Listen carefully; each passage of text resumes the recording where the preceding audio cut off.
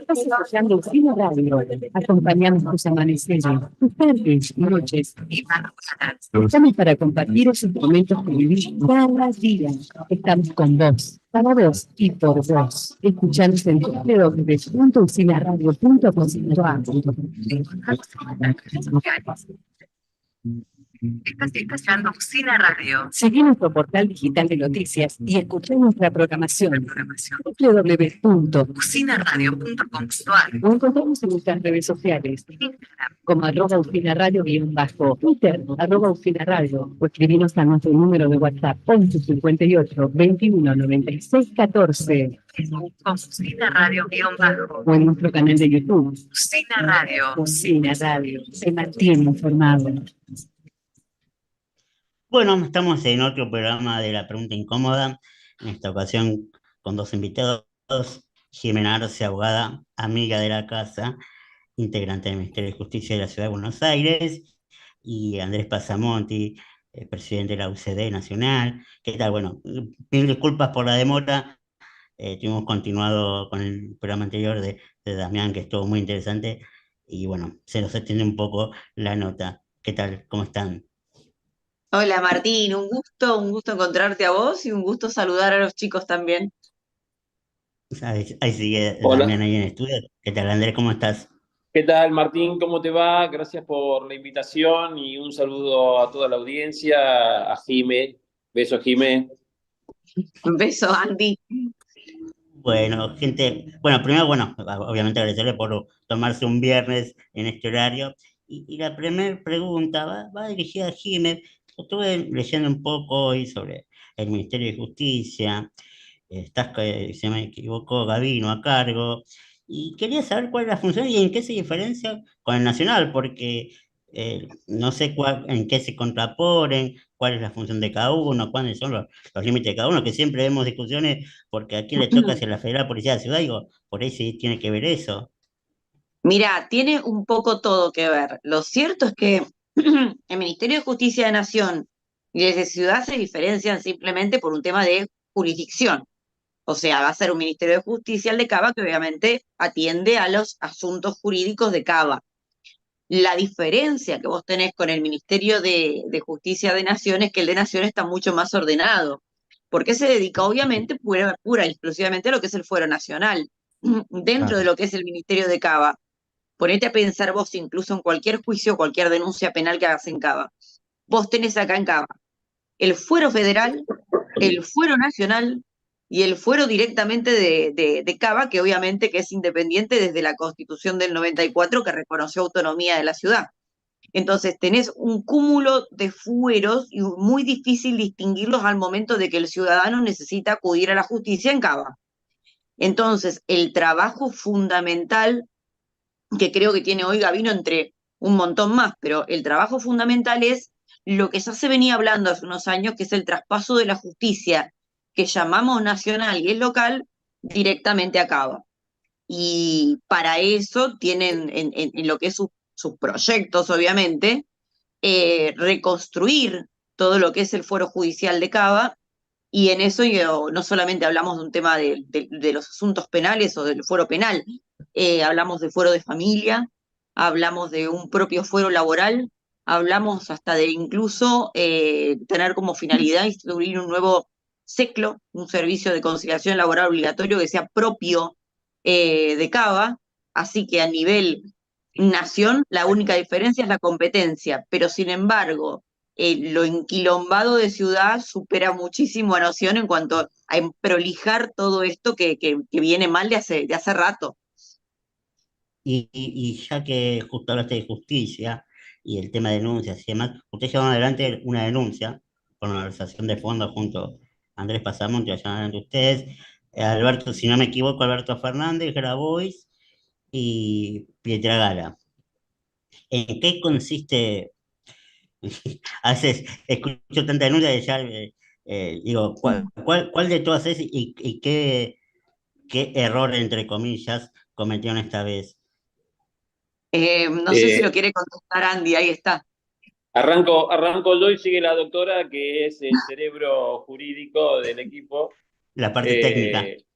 Es la técnica, pero lo importante de la técnica, además, es tener el conocimiento político y la oportunidad. Y en esto Jimena está muy afilada, así que cuando Jimena olfatea algo raro, me dice, Andrés, vamos, y allá vamos. Porque hay que dar esa lucha contra la corrupción, definitivamente, hay que desterrarla, hay que desenmascarar. Como empezamos con estos gerentes de la pobreza, no recular, no tenerle miedo.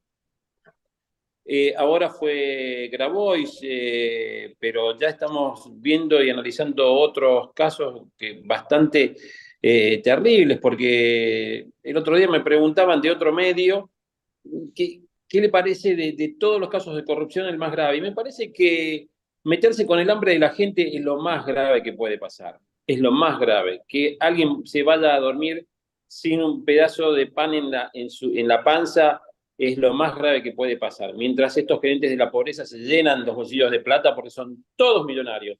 Entonces lo más grave que puede pasar es esto. Y así hay otros, porque hay que poner nombre y apellido a la corrupción y no hay que tenerles miedo, como el Chino Navarro, como De Petri, como tantos tipos que se han dedicado a esto, que nos han jorobado la vida a los porteños.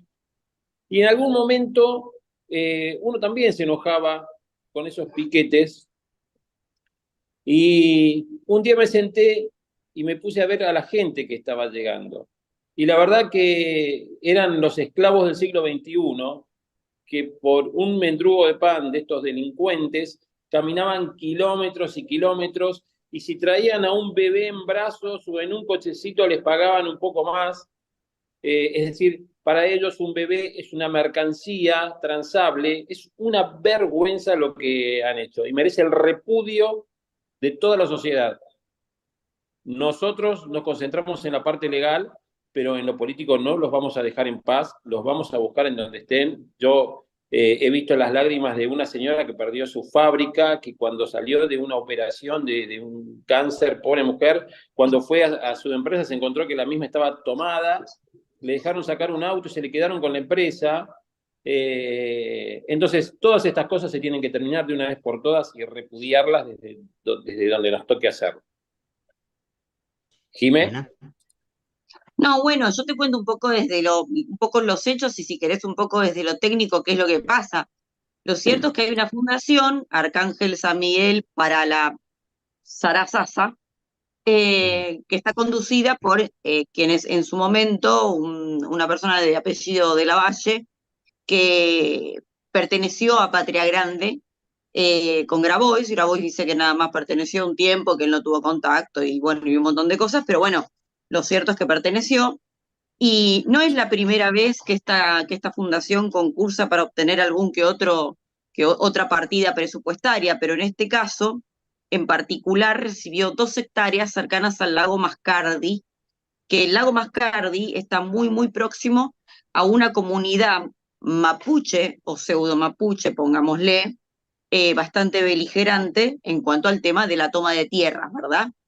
Ya sabemos que Grabois, incluso desde el año 2023, tuvo un episodio también en el Marquesado, tiene como una cierta apetencia por las tierras públicas y las comunidades, ya te digo, pseudo indígenas, y te hablo de pseudo porque, para que vos te des una idea, los gobiernos kirchneristas se reconocieron sin material probatorio 221 comunidades indígenas.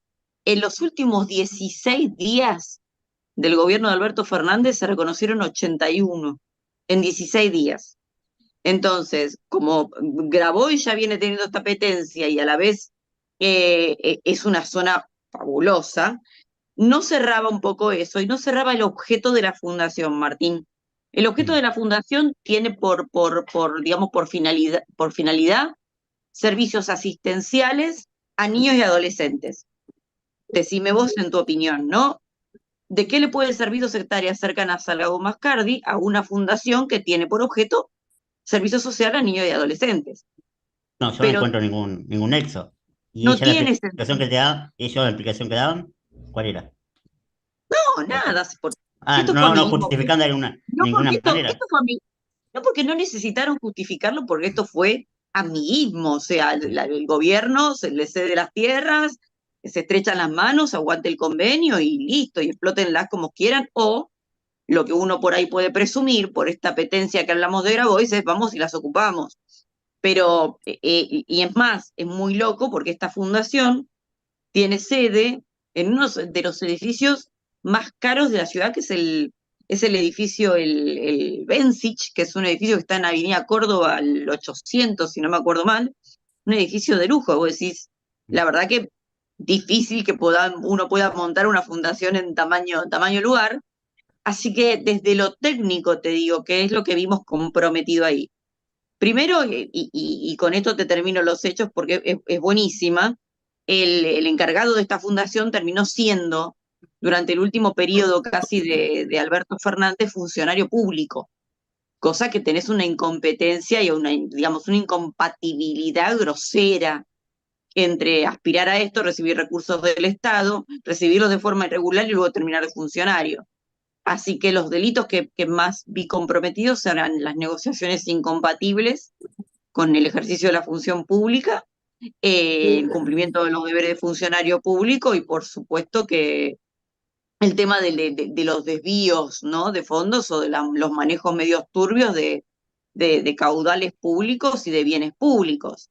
Así que esto es un poco esta denuncia de Grabois.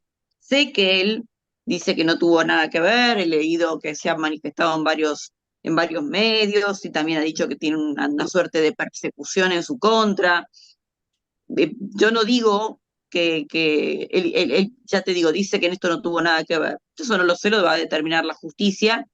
Lo que sí es que si vos tenés un historial de venir interviniendo en todo lo que es el tema de las comunidades indígenas y las cesiones de terrenos, y encima, como en el pasado ocurrió, ocupan terrenos, van y lo desalojan, y el primero que aparece es Graboy protestando, no podés pretender también que cuando aparece un cuadro similar así, en donde todo parece que cuaja, la gente no te apunte. Así que bueno, eso es, fuimos con Andrés a ratificar, Andrés ratificó la denuncia en el juzgado del doctor Ramos, que es el juzgado criminal y federal y correccional el número 2, así que entiendo por la intervención que tuvo y por la deferencia que tuvo el juzgado de llamarlo a ratificar, que puede que se proceda con la investigación y una gran posible imputación y anhelamos eso. Hablaste de incompatibilidad y ahora te llevo a Lustó.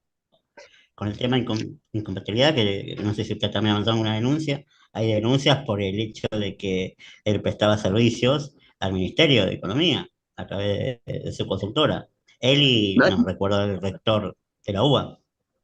Claro, pero no solamente al Ministerio de Economía, sino que al propio Congreso, que es Bueno, peor, que es donde él trabaja. Ese es el tema, y Andy desde lo político también te puede definir ahí la calamidad, pero sí, él es titular de un 60% de una consultora, digamos, política, junto con Jacobiti, con Jacobita y está correcto. sí, y bueno, y facturaba servicios de consultoría al propio Congreso.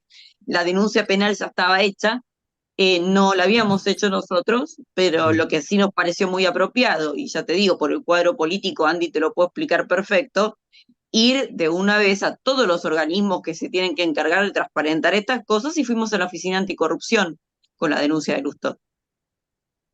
Andrés. La verdad que lo de Lustó es vergonzoso. Ya hubo una causa penal en las elecciones de 2015, no, 2019, donde Lustó se candidateó a jefe de gobierno y donde hubo una investigación penal por desvío de fondos de la Universidad de Buenos Aires, involucrado Jacobiti. Hoy Jacobiti al frente de la UBA, y qué casualidad que es socio en la consultora de Lustó y se venden a sí mismos informes económicos, y qué casualidad que Lustó afloja la presión sobre la ley bases a cambio de que le den fondos a la UBA, como que todo tiene que ver con todo y todo es un manto de sospecha. Entonces, la política tiene que cambiar definitivamente.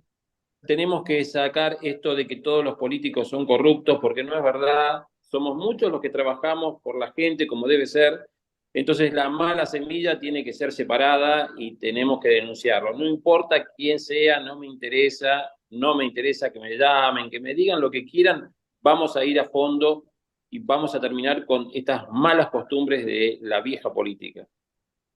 Y ya que hablaste sobre corrupción, sobre manejo de fondos, y ahora te llevo a la política, ¿qué opinas de los viajes personales que está realizando el presidente con fondos del Estado? Que hoy ayer viajó a España a la presentación de un libro, eh, que es algo personal y particular de él, no es algo oficial.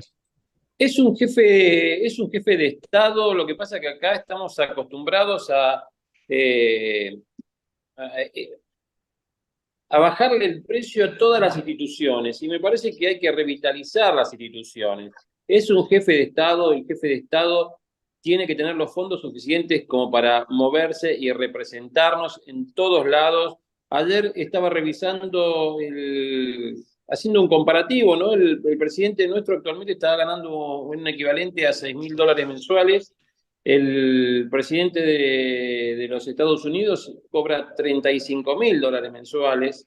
No es lo mismo Argentina que Estados Unidos, pero como No, para que obviamente no. tengamos dimensión de la importancia que se le da al jefe de Estado. Es la máxima autoridad del país, por lo tanto tiene que tener, y no me importa si es él, si es Fernández o quien Claro, sea, pero no, claro, a vos no te importa por ahí, pero yo digo por ahí el mismo gobierno fue crítico sobre esos viajes de Fernández, o mismo Cristina, sobre esos viajes que eran viajes personales, porque a lo que yo voy, él habla de reducir gastos, lo está reduciendo el gasto, está licuando jubilaciones, está pidiendo al argentino que se ajuste el cinturón, y él hace viajes personales, que yo me gustaría que, justo comentaba en el programa anterior, que aquellos periodistas que investigan viajes personales del gobierno anterior investiguen este viaje en particular, porque el presidente no viaja solo, viaja con comitiva, aunque sea de 3 personas, pero es una comitiva. Entonces, pues la pregunta iba a tu opinión sobre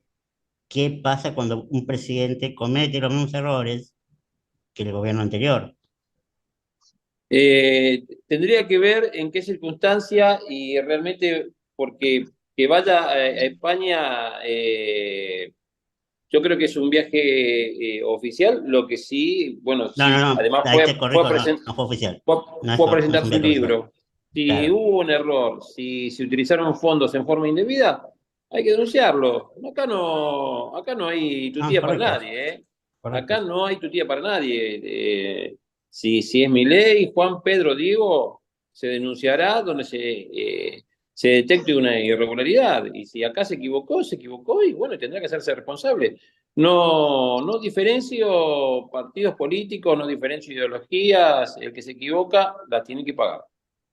Vos sos, y acá incluyo a Jiménez, vos sos liberal de vieja época, vieja cepa, digo yo, eh, de esa época liberal, donde el liberalismo se impuso los últimos 3 años, pero vos lo militás hace años, no quiero decir décadas para no llevarte a tu edad, pero a lo que voy es que ayer se votó en la legislatura el aumento a BL casi el 250%. Y ahí vi el voto de Marra, Freita, Kejna de República Unidos, Yami Santoro, Donati. Primero como liberal, ¿no? Y como ciudadano, obviamente, que sienten con esto. Y después, no ven también como un doble discurso ahí, por un lado, perdón, Marra también votó, Marra sale hablando de bajar impuestos y es el primero en levantar la mano para que suba la BL un 250. Mira, primero y principal, no soy un exégeta de Jorge Macri ni de nadie. Estoy para representar a la gente. Pero también tengo que ser coherente. Si el jefe de gobierno hizo un enorme esfuerzo como para achicar el tamaño del Estado que dejó Horacio Rodríguez Larreta, que lo dejó en bastante mal estado. Entonces, se achicó muchísimo. A todos los que estamos en contacto con el gobierno de la ciudad nos consta el esfuerzo que se hizo. Mucho enojado en el camino también, porque quedó mucha gente que tenía contratos fuera de la gestión, pero estaba en esto de achicar el tamaño del Estado de la ciudad de Buenos Aires. Sin embargo, los gastos hay que cubrirlos, de este Estado que quedó más reducido, los gastos hay que cubrirlos. La luz al Estado se le cobra igual, por eso también vemos un incremento enorme del pasaje de subte, pero venía subsidiado, muy subsidiado, y hay que pagar lo que se consume. Lamentablemente, hasta que se ordenen los gastos del Estado, hasta que se encuentre el equilibrio fiscal y este equilibrio fiscal se pueda mantener en el tiempo, lamentablemente vamos a tener estos incrementos y estos reacomodamientos de los precios. La baja de inflación va a llevar a la recuperación del salario real y de pronto ya no vamos a sentir tanto el reacomodamiento de tarifas en todos los sentidos. En el 2021 se pagaban en el 2001 se pagaban tarifas plenas y no teníamos este debate. La mala política, el populismo fue pisando las tarifas y mucha gente se creyó que era todo gratis y no hay todo gratis, hay que pagarlo.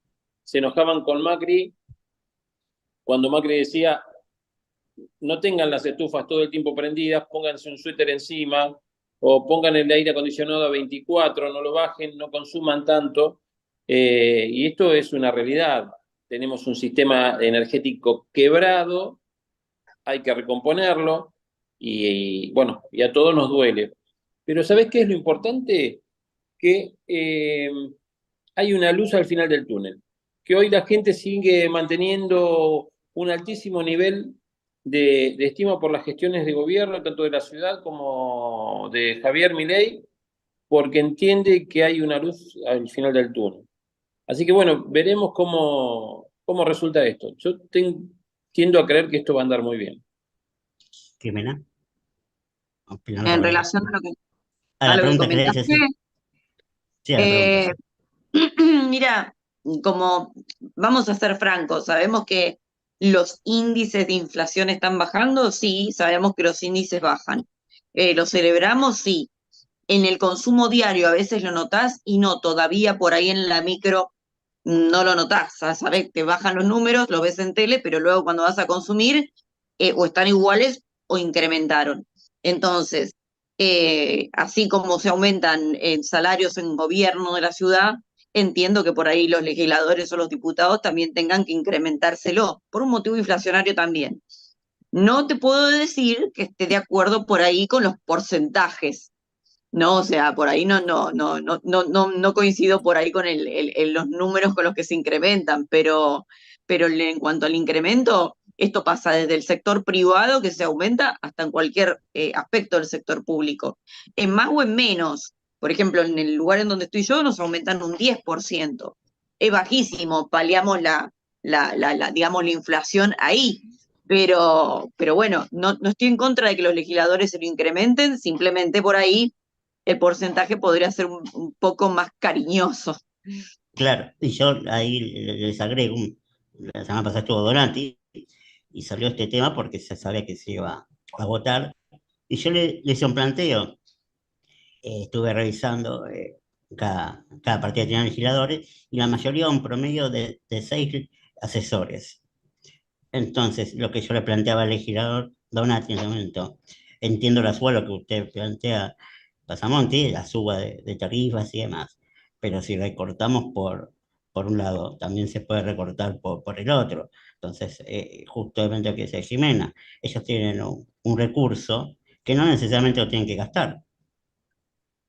Se desconectó, me parece, el invitado. Andy, Jimé, ¿vos me ¿estás ahí? escuchás? Yo te escucho. No, me parece que se salió la conexión. Bueno, lo que te decía Jimé, ahora lo intentamos reconectar nuevamente, es eso. O sea, el tema de que por un lado me aumentás un 250 de ABL, pero por el otro lado vos estás teniendo 6 asesores de base. Sí, pero vos pensás igual que a cómo está estructurado, ¿no? Que de hecho es algo que en los reglamentos de la legislatura, el reglamento interno de la Cámara de Diputados y Senadores, la verdad que algún momento habría que revisarlo, pero bueno, es difícil revisar o bajar asesores, bajar costos y bajar ingreso propio cuando es uno el que lo redacta. Es muy difícil, pero, pero si hacemos tripa corazón y vamos a la nobleza, se podría hacer, pero El tema de los asesores, vos pensás que no es un salario del cual se priva el legislador va a cobrar el 100% de lo que tiene de su dieta. Eso Sí, directamente lo paga el Congreso. Si vos me decís que pueden bajar el número de asesores a través de una modificación de reglamento o una modificación normativa y en vez de 2 en vez de 6 tengas 3, sí, obvio que también hay un recorte. Yo creo, igual que con esta política de Milei actual, en algún momento va a quedar expuesto eso. Y va a quedar tan pero tan expuesto que va a ser vergonzoso no hacerlo. Eh, Esperemos que llegue esa etapa de ética personal y pública, pero yo creo que si todos los demás sectores empiezan a ir recortándose y vos quedás como el legislador, el diputado o el senador, que levantando la mano y agarrando una lapicera se autofija un salario pero bestial, vas a quedar expuesto y no va a quedar bien. Espero que esta política de Milei lleve a exponer cada vez más estos incrementos. Te repito, por un tema inflacionario y todo lo que vivimos, yo no estoy en contra de que cada uno se vaya aumentando conforme vaya a ir paliando los costos. Lo que pasa es que vos no me podés decir que de ayer para hoy vos necesitas un 200% más de tu salario. Pero bueno, creo honestamente que va a quedar expuesto a medida que esto mejore un poco. Y espero que en algún momento se pueda votar las modificaciones estas para que podamos tener menos asesores, porque vos pensás que tenés asesores fijos, los de planta, después tenés los que podés meter como contratados. No lo digo por las personas que vos has mencionado en particular ni nada, pero no, el, digo los el, contra- legisladores en general, o sea, no hablemos el en particular. contratado, los contratados, y yo que asesoré al diputado ACEP, te lo puedo decir, hay un montón de contratados que honestamente no estaban calificados para ninguna de las comisiones para las cuales fueron tomados. Entonces, empecemos a elevar también un poquito la La vara vara. de ese lado, sí, o sea, si me toca la comisión de salud y es probable que necesite un profesional de la salud al lado, yo no puedo poner un amigo, por más amigo que sea. Si me toca la comisión de penal, estaría bueno que sea un abogado penalista, o sea, meter un odontólogo no da. Bueno, es lo mismo, y así, y así. Y esas ridiculeces, la verdad que lamentablemente se dan. Habría que hacer un día de picardía un pedido de información pública de los roles de los asesores, te la dejo picando.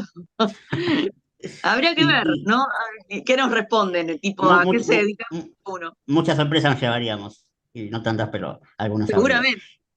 Y para ir cerrando, y les agradezco a ambos por su tiempo, surgió ayer una propuesta del presidente, de Patricia Bullrich y de Pose, para habilitar el tema de las armas.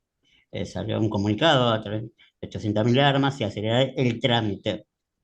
Y a cada uno les partí los dos, la parte política, la parte legal y el tema armas. ¿Es viable en un país como el nuestro hacer la aportación de armas más fáciles?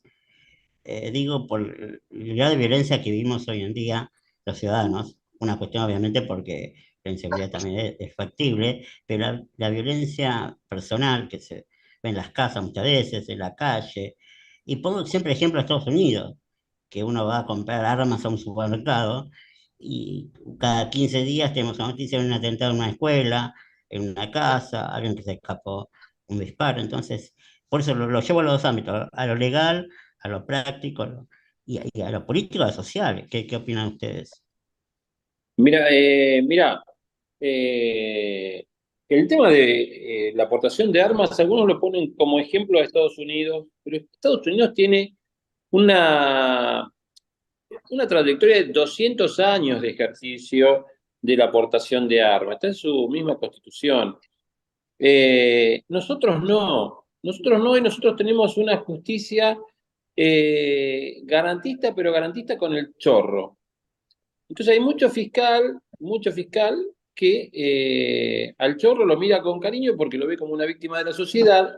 Una parte de la política que viene del kirchnerismo y que han abrevado en la escuela de Zaffaroni, ven al delincuente como una víctima de la sociedad. Entonces, en ese tren, hoy, para el ciudadano común, es un peligro llevar un arma encima. Y yo entiendo la necesidad, porque la verdad que vemos los hechos delictivos, la violencia en las calles todos los días, y lo primero que uno piensa desde lejos, dice, mirá cuando esos tipos se bajan a robarme y a golpearme para sacarme el auto, no tener un arma para responder. Y hemos visto los casos de pobre gente, de gente de trabajo, que incluso sacando a delincuentes de adentro de su casa, han tenido que estar presos días, meses, porque la justicia le pregunta por qué, cuando es la víctima. Entonces, esto es lo que yo veo que imposibilita, que es un peligro para la gente de a pie tener un arma encima, portarla particularmente. Para el delincuente pasar un mes o 10 años en la cárcel está de paseo, es parte de su vida. Para nosotros, estar 2 horas en un calabozo es la muerte. Es una humillación que yo creo que los que lo han pasado les ha tomado muchísimo tiempo en recuperarse, si es que se recuperan. Entonces, para que se habilite, yo pienso que primero tenemos que hacer una depuración importante, trabajar justamente con la justicia mano a mano, porque la inseguridad no se resuelve desde el Poder Ejecutivo. El Poder Ejecutivo puede tener la voluntad, pero si no trabaja en equipo, codo a codo, con la justicia, para que primero deje preso al delincuente que el Ejecutivo detiene, y con el legislativo, para que nos den las herramientas, esto no se soluciona. La justicia tiene que meter preso a los que tiene que meter preso, no al ciudadano de a pie. Entonces, hasta que no se cambie esa conciencia, ese espíritu zaffaroniano que hay en gran parte de la justicia, es muy problemático darle un arma a cualquiera en la calle. Es muy problemático. Yo imagino a cualquiera, imagínense ustedes, Jimena, que en la calle le peguen un cachetazo o intenten violarla. Saca el arma y ¿qué va a hacer Jimena en ese momento de locura? Y le pega un tiro y mata a ese abusador. Jimena va presa. Jimena va presa. No sé si Jimena va presa 5 días o 5 años, pero Jimena va presa. Así tenga que pasar un día y no es justo, porque lo que va a sufrir Jimena en ese día que va a estar presa no se lo va a recuperar nunca. Entonces, hay que ser muy cuidadoso porque hay mucho delirante, mucho populista de derecha que dice bala, metámosle bala a todos y no evalúa esto. Porque ese que les dice metámosle bala, no los va a ir a sacar de la cárcel, no les va a pagar el abogado para sacarlos de la cárcel. Entonces hay que ser muy cuidadosos. Jiménez. Micrófono ahora porque estaba ladrando la perra, como verás. Pero no, coincido con lo que dice Andy y creo que cuando hablamos de portar armas, los ciudadanos siempre tenemos que hablar de la legítima defensa de cada uno, ¿viste? Si vos tenés un Estado que aún es muy deficiente en protegerte, en cuidarte, en respaldarte, y la verdad que la legítima defensa la sacás ya directamente vos mismo dentro de tu cartera. Yo, de hecho, no sé si, mira, es más, creo que raya el límite de lo legal, pero yo tengo un gas paralizante conmigo colgando de mi llavero eternamente por un suceso que tuve hace unos pocos años atrás en un colectivo, en la línea 115, yendo a Lugano, en donde un grupo, no sé si eran futbolistas, practicantes, o lo que yo, la única mujer en todo el colectivo, y venía el colectivero, un solo señor adelante mío, se sentaron todos y se pusieron a comentar cómo me iban a hacer bajar, cómo me iban a violar y cómo me iban a hacer desaparecer. A partir de eso llevó un gas pimienta conmigo. Si no lo llevara y llevara un arma, ¿qué querés que te diga, Martín? Tengo que pensar en lo mal que lo voy a pasar, como dice Andy, pero entonces, ¿qué hago? ¿Dejo que me violen y que me tiren en algún descampado que no sabemos ni quién es y que nadie más me encuentre? Entonces, en una sociedad agresiva y desordenada todavía, desordenada en cuanto a la seguridad, que te hace a vos ponerte en una casa alambrados hasta por el tuétano, alambres electrificados, y no te sentís, cuando salís a la calle y no tenés esa protección, decís, ¿cómo lo hago? ¿Cómo me cuido? Y bueno, no es que justifico las armas, lo que justifico es la legítima defensa, como sea que la tengas que hacer. Claro, sí, coincido y claro, la pregunta por ahí no la hice bien, es a la aceleración del trámite. Ese era mi planteo, porque querían, lo que leí más o menos a grosso modo en el proyecto, era como que el trámite fuera más fácil para conseguir la aportación de esos 800.000 armas que están dando vuelta, según el proyecto presentado en la Ciudad de Buenos Aires. Que para Mira, mí eso sí está mal, en te particular mi cuento, opinión. sí, no, no, te entiendo, pero te cuento que digamos, el trámite actual del RENAR para sacar digamos, tu portación o tu tenencia, según lo que vos intentes, ¿no? Sí. Eh, no es tampoco tan complejo y tiene muchísimas falencias y tenés en la calle gente con armas que no te pasa un psicológico. También tenés, como si fueran las licencias de conducir, el que te vende una licencia trucha, como que te vende también la posibilidad de acelerar el trámite en RENAR. Creo que Entonces, entonces lo habría que conveniente, mejorar el trámite, no acelerarlo mucho más. mejorarlo Claro. puede ser, no te digo acelerarlo, pero mejorarlo sí, hacer un poquito, aunque sea, y te lo digo por experiencia, aunque sea un poquito más agudo, un poquito más incisivo nada más, que el tema del examen psicológico, ponele, ¿no? El tema psicológico es fundamental. Pero luego sí es cierto que tenés mucho papeleo, por ahí eliminar alguna burocracia, pero ir más que nada al testeo del marulo es lo principal. Bueno, les agradezco a los dos por su tiempo y bueno, ahora yo, como mi compañera me abandonó el programa, entonces cambié la pregunta. O sea, antes si elegíamos creer, ahora es la pregunta incómoda y se lo voy a hacer a Andrés esta vez. Esta vez, Jimena, zafaste. En la próxima ocasión te tocará a vos. Andrés, la pregunta incómoda es, ¿vas a ser candidato o la UCD va a tener candidatos en el 25 y quién está sentada en el programa de cámara? Jimena Arce, ¿va a ser candidata de la UCD en el 25? La UCD, no tengas ninguna duda que va a presentar candidatos. Es vital que el liberalismo y que la UCD presente sus mejores candidatos que ayude a esta mejora de la clase política. Es fundamental. Así que no tengas ninguna duda que ahí vamos a estar. Vamos a buscar la voluntad del votante. Estamos haciendo un enorme trabajo.